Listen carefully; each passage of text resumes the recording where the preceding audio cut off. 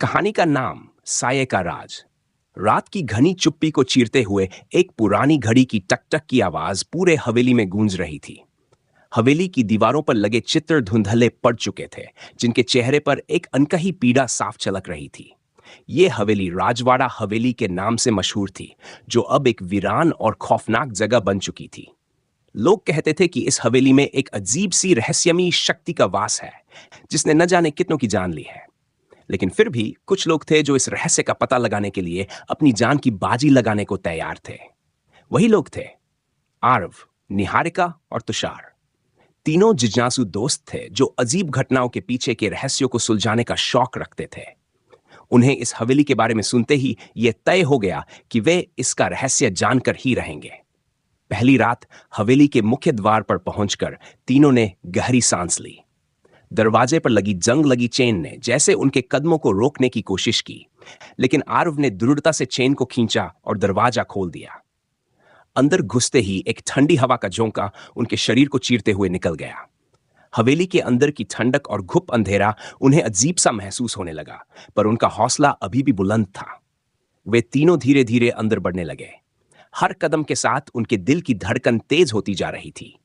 अचानक निहारिका ने किसी चीज की हल्की सी परछाई देखी। तुमने देखा वो? उसने घबराते हुए कहा। क्या देखा? तुषार ने जवाब दिया। परछाई किसी और ने नहीं देखी थी। निहारिका ने खुद को समझाने की कोशिश की कि शायद वह उसका वहम था। तभी एक हल्की सी फुसफुसाहट सुनाई दी, मानो कोई उनके करीब से गुजरा हो। आरव ने टॉर्च की रोशनी उस ओर डाली, लेकिन वहां कुछ नहीं था। तीनों ने एक दूसरे को देखा। उनकी आंखों में अब डर साफ झलक रहा था, पर उन्होंने हिम्मत बांधते हुए आगे बढ़ने का फैसला किया। हवेली का राज। हवेली के गहरे कमरों में घुसते ही वे एक बड़े हॉल में पहुंचे, जहां पुरानी पेंटिंग्स और फर्नीचर बिखरे पड़े थे। दीवारों पर अजीब सी लकीरें खिंची हुई थीं। निहारिका ने पास जाकर उन लकीरों को छूते हुए कहा, ये लकीरें किसी संदेश की तरह लग रही हैं। शायद यहां कुछ छिपा हुआ है, तुषार ने कहा। तभी अचानक हवेली की खिड़की के कांच पर कुछ आहट हुई। तीनों ने खिड़की की ओर देखा, लेकिन वहां कुछ भी नजर नहीं आया। वे खिड़की की ओर बढ़े ही थे कि अचानक से हॉल के दूसरे कोने से दरवाजा जोर से बंद होने की आवाज आई। तीनों उधर भागे। दरवाजा पूरी तरह बंद हो चुका था। कोई है यहां? आरव ने जोर से पुकारा, लेकिन जवाब में सिर्फ खामोशी थी। तीनों ने दरवाजा खोलने की कोशिश की, लेकिन वह ठस से मस नहीं हुआ। तभी हवा में एक बार फिर फुसफुसाहट गूंजी, और इस बार वह स्पष्ट थी। चले जाओ, वरना कभी वापस नहीं लौट पाओगे। कौन है ये? निहारिका चिल्लाई, लेकिन कोई जवाब नहीं आया। अचानक दीवारों पर लगे सारे चित्र हिलने लगे, मानो कोई अदृश्य शक्ति उन्हें छू रही हो। पूरा कमरा थरथराने लगा और तीनों को महसूस हुआ कि कुछ बहुत भयानक उनके पास आ रहा है। सच का सामना, हमें यहां से निकलना होगा, तुषार ने घबराते हुए कहा। लेकिन आरव ने उसे रोकते हुए कहा, नहीं, हमें इस रहस्य को जानना है। यह हवेली किसी राज को छुपा रही है और मैं उसे जानकर ही रहूंगा। तभी निहारिका ने अचानक चीख मारी। वो देखो! एक परछाई दीवार से निकलकर उनके सामने आ खड़ी हुई।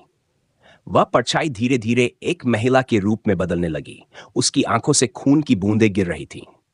उसके होंठ हिले और वह बोली, तुम यहां क्यों आए हो? कौन हो तुम? आरव ने कांपते हुए पूछा। मैं इस हवेली की रानी हूं। मेरा नाम रानी माधवी है, उसने कहा। उसकी आवाज में एक अजीब सी बेचैनी थी। सदियों पहले इस हवेली में मेरे पति राजा प्रताप सिंह ने मुझे धोखा दिया और मुझे जिंदा जला दिया। अब मैं हर उस इंसान से बदला लेती हूं जो इस हवेली में कदम रखता है। तीनों के रोंगटे खड़े हो गए। निहारिका ने कांपते हुए पूछा, तुम हमसे क्या चाहती हो? रानी माधवी ने एक गहरी सांस ली और कहा, यह हवेली मेरे खून से सींची गई है। जब तक कोई इस हवेली की सच्चाई को दुनिया के सामने नहीं लाएगा, मेरी आत्मा को शांति नहीं मिलेगी। लेकिन इस राज को जानने के बाद भी कोई यहां से जिंदा नहीं निकलता। तभी हवेली की फर्श में दरारें आने लगीं। जमीन जैसे उनके पैरों के नीचे से खिसक रही थी। हमें यहां से भागना होगा, तुषार ने चिल्लाया। तीनों ने तेजी से भागने की कोशिश की, लेकिन दरवाजे एक के बाद एक बंद होते जा रहे थे। आखिरी पल आरव ने घबराते हुए कहा, अगर हमने इस राज को बाहर नहीं बताया तो हमारी मौत निश्चित है। हमें किसी तरह बाहर निकलकर इस सच को बताना होगा। परछाई फिर से उनके सामने आ गई।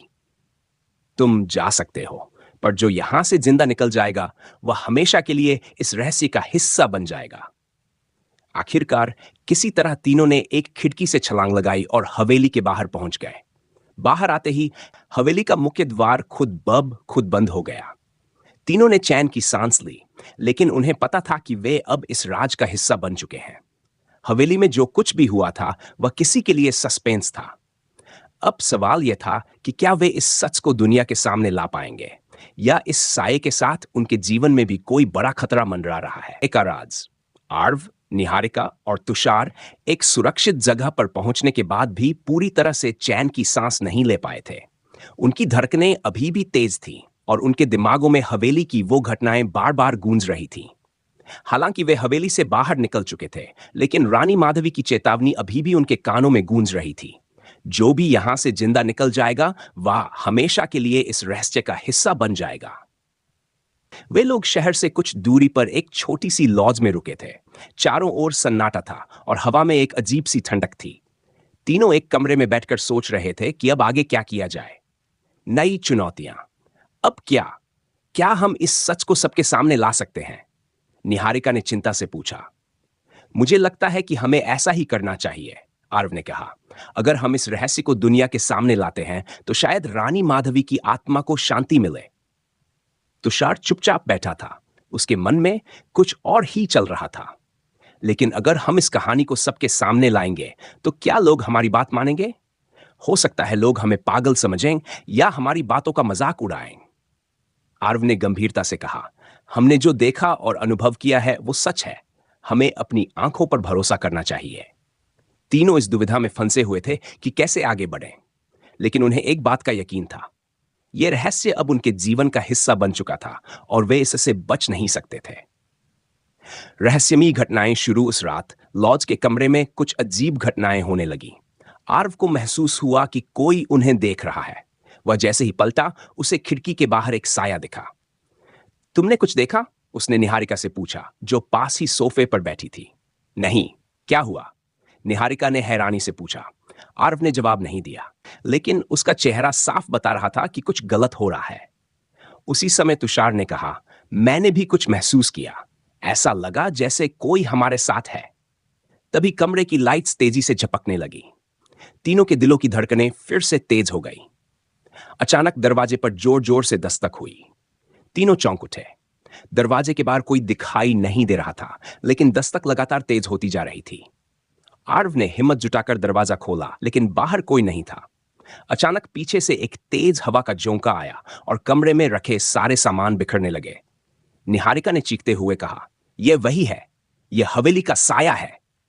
तुषार ने सिर पकड़ा और कहा, यह हमें छोड़ने वाला नहीं है। हमने हवेली से जो लिया है वो हमारे साथ ही है। रानी माधवी की वापसी। तीनों समझ चुके थे कि वह साया अभी भी उनका पीछा कर रहा था। वे जहां भी जाते अजीब घटनाएं होती रहती। कहीं खिड़कियां अपने आप खुल जाती तो कहीं फर्श पर अजीब निशान दिखने लगते। ये मानो रानी माधवी की आत्मा उन्हें याद दिला रही थी कि वे इस रहस्य से अब कभी दूर नहीं जा सकते। एक रात निहारिका को अचानक सपने में रानी माधवी दिखाई दी। वह कह रही थी, तुम्हें सच को बाहर लाना होगा, वरना यह साया तुम्हारा जीवन तबाह कर देगा। निहारिका घबराकर उठी। उसने अपने दोस्तों को जगाया और कहा, हमें कुछ करना होगा। अगर हमने इस सच्चाई को नहीं बताया तो शायद हम कभी इस साये से छुटकारा नहीं पा सकेंगे। आर्व और तुषार ने सहमति जताई। वे तीनों इस रहस्य को उजागर करने का मन बना चुके थे। उन्होंने ठान लिया कि वे मीडिया और अधिकारियों के सामने सारा सच रखेंगे, चाहे इसके लिए उन्हें कितनी भी मुश्किलों का सामना क्यों न करना पड़े।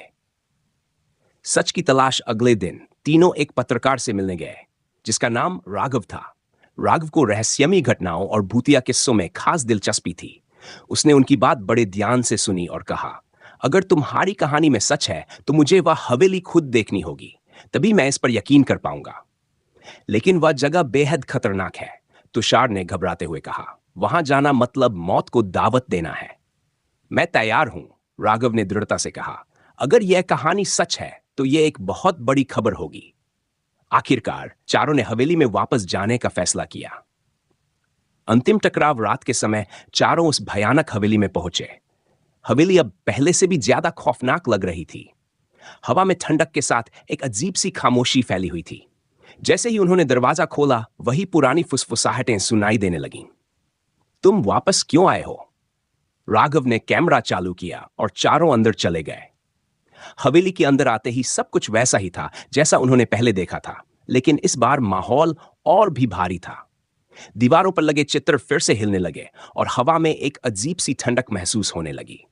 तभी एक बार फिर रानी माधवी की परछाई उनके सामने आ गई। इस बार उसकी आंखों में गुस्से की जगह एक दर्द था। वह बोली, तुम क्यों नहीं समझते? मुझे शांति चाहिए, लेकिन शांति पाने के लिए सच का सामने आना जरूरी है। इस हवेली के साथ जो अन्याय हुआ उसे दुनिया को जानने दो। आरव ने कहा, हम यही करने आए हैं। हम इस सच्चाई को सबके सामने लाएंगे ताकि तुम्हारी आत्मा को शांति मिल सके।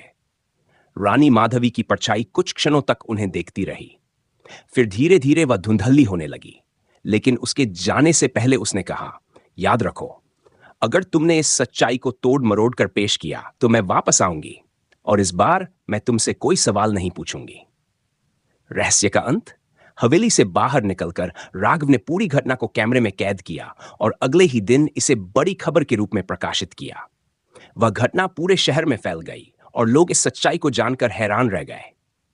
हवेली में जो हुआ था वह अब सबके सामने था, लेकिन क्या रानी माधवी की आत्मा को शांति मिली थी?